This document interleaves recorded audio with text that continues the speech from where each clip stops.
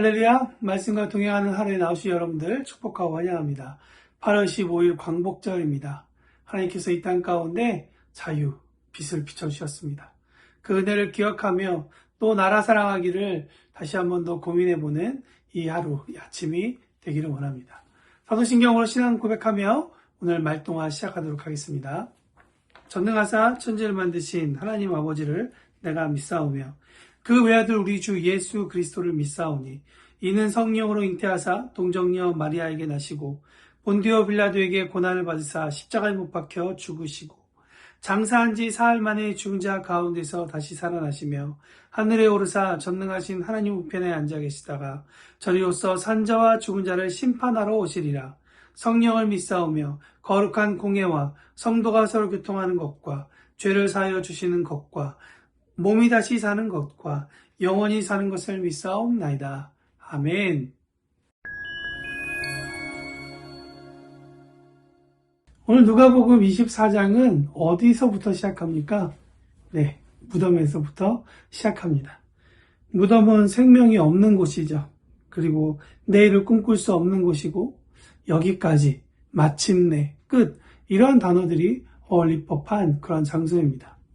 근데 누가복음 24장을 읽다 보니 누가복음 1장이 또 생각이 났습니다. 어쩌면 누가복음 1장과 24장은 비슷한 환경 가운데 있지 않았나 생각합니다.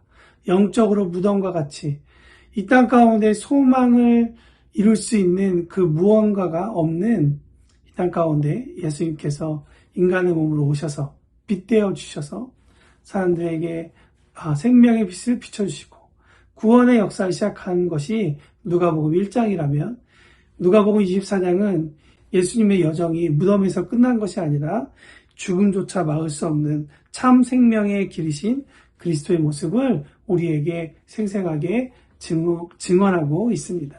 어느 곳에서든지 내일을 꿈꿀 수 있는 믿음을 가질 수 있다라는 말씀입니다. 혹시 그렇게 무덤과 같이 느끼고 있는 그런 삶을 살아가고 있다면 누가복음 24장의 주인공이신 예수님과 함께 돌문을 열고 나아가는 여러분이 되시기를, 또 저의 삶이 되기를 축복합니다. 예수님과 함께 일어나기 위해 필요한 것 무엇일까? 오늘 세 가지 정도 함께 보길 원하는데요. 첫 번째, 향품이 아니라 예수님의 말씀을 기억하며 나아가는 것이다 라고 말씀드리고 싶습니다. 여러분, 예수님께 나아가는 것 중요하죠. 그리고 예수님께 나아오는 것 또한 중요합니다. 그런데 여기서 조금 더 중요하다라고 강조하고 싶은 것은 무엇이냐면 어떤 마음으로 그렇게 행동하느냐라는 것이죠. 안식 후 첫날에 여인들이 예수님의 시신을 모셔둔 무덤으로 나왔습니다. 1절 말씀 보니까 안식 후 첫날 새벽에 이 여자들이 그 준비한 향품을 가지고 무덤에 가서라고 써 있습니다. 여러분, 그들의 손에는 무엇이 있었죠? 향품이 있었습니다. 이 향품이 사용되는 곳은 어디입니까?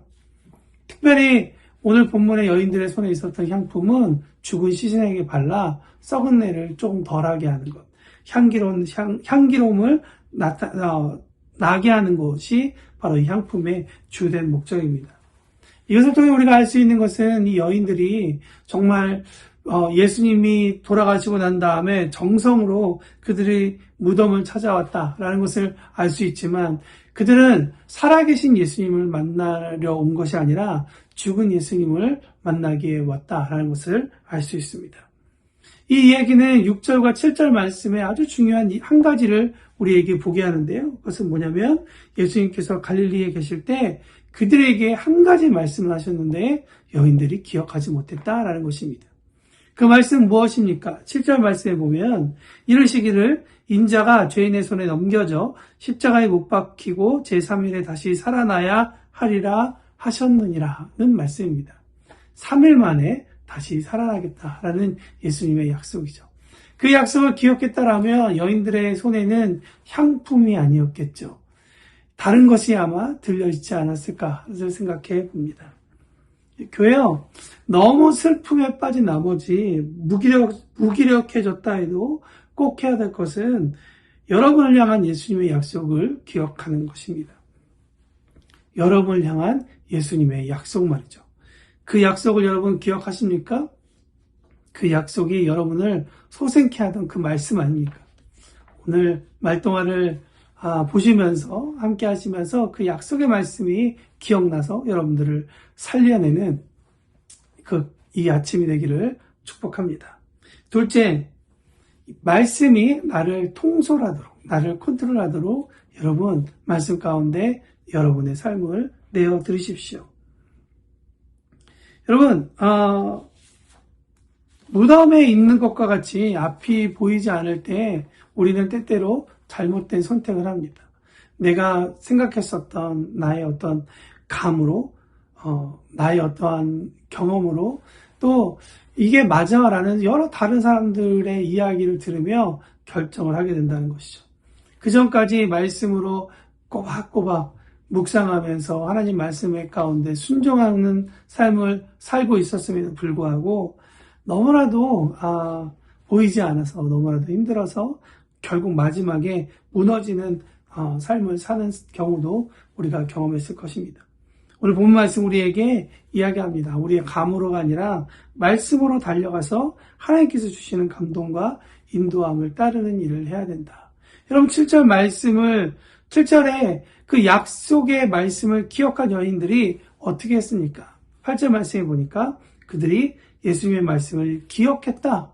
9절 말씀에 보니까 무덤에서 돌아가 이 모든 일을 11사도와 그 다른 모든 이에게 알렸다라고 성경은 이야기합니다. 여러분, 말씀으로 감동 주시는 하나님은 무덤으로 향하고 무덤에 머물러 있었던 발걸음을 돌이키셔서 가야 할 길로 가도록 방향을 바꾸시고 갈 수 있도록 힘주십니다.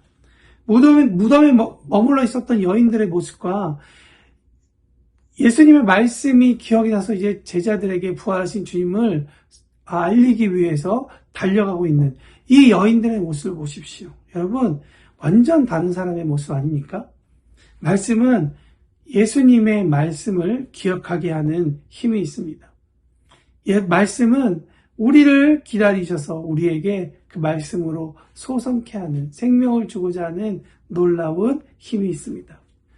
오늘 제가 읽어드린 1절과 4절에 있는 말씀, 8절, 9절에 있는 말씀과 비슷한 사건이 본문의 13절에서 35절에 있는 말씀에도 있습니다. 엠마오로 내려가던 두 제자들이 예수님을 만났지만 그들이 대화하고 있는 분이 예수님이라는 사실을 깨닫지 못했습니다. 오히려 성경에 대한 이야기를 하고 열심히 듣게 되죠. 그리고 나서 예수님과 함께 저녁 식사를 하시고 예수님께서 떼어주신 빵을 나눠 먹을 때 비로소 그분이 예수라는 사실을 깨닫게 됩니다.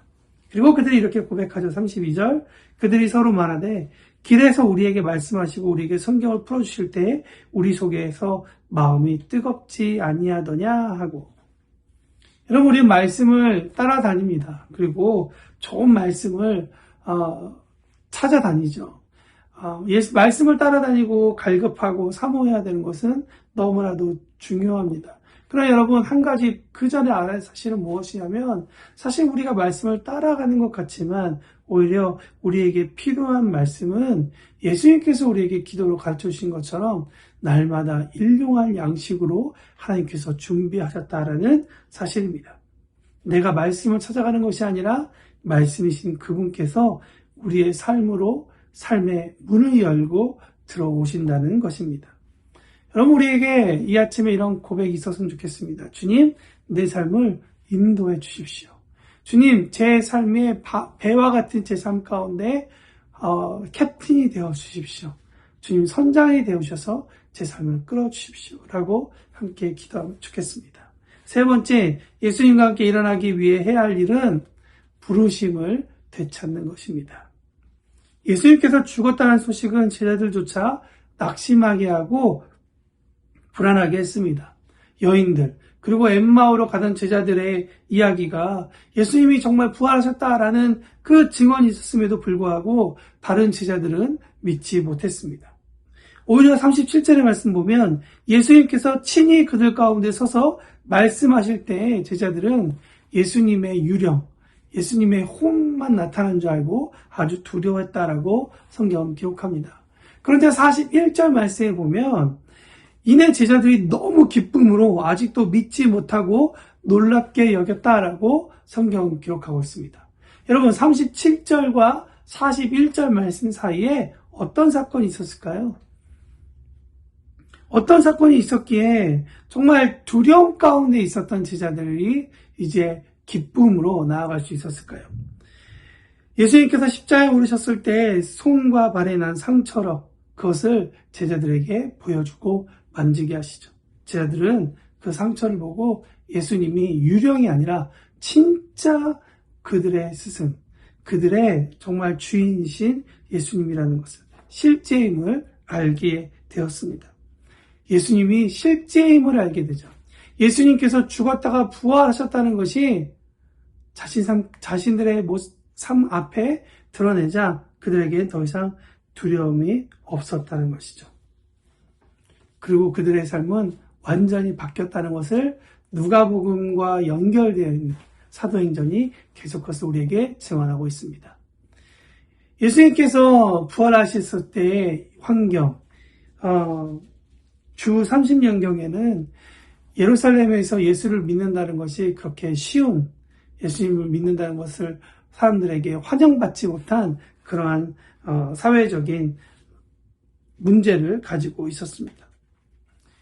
그러나 그렇다고 해서 예수님의 제자들이 그런 환경 때문에 그들이 두려워하고 그들이 어려움을 가지고 있었을까요? 그들 가운데 두렵기 때문에 예수를 믿는 것에 대해서 그들의 삶이 변질되었을까요? 오히려 예수님을 만난 제자들에게는 그런 환경이 무덤이 되지 못했습니다.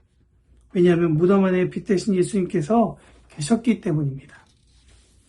진짜 인생을 살아갈 이유를 제자들이 발견했다는 것이죠. 저와 여러분의 부르심이 무엇입니까? 저와 여러분의 부르심을 무엇인지를 깨달을 때 우리는 하나님께서 이 땅 가운데 우리를 왜 있게 하시고 또 이 땅 가운데 한 직업인으로서 또 이 땅 가운데 존재해야 되는 그 어떠한 사람으로서 우리가 살아가야 될 것을 알게 할 것입니다. 그럴 때 우리에게는 앞으로 나아가게 하는 우리의 어려운 상황의 문을 열고 나아가게 하는 힘을 얻게 될 것입니다. 48절에 보면 너희 제자들은 이 모든 일의 증인이다 라고 이야기하고 있습니다. 여러분 아시다시피 증인은 직업이 아닙니다. 증인은 그 사람 정체성이죠. 우리가 어떤 직업을 가지고 있던 주님께서 우리에게 원하시는 것은 주님과 함께 무덤에 거하라는 것이 아닙니다. 주님과 함께 무덤에서 나와 무덤 문을 열고 소망이 없는, 힘이 없는 사람들에게 우리의 삶으로 소망이신 예수님을 보여주고 함께 그들과 예수님 앞으로 나아가는 것을 주님께서는 원하시고 계신다는 것이죠.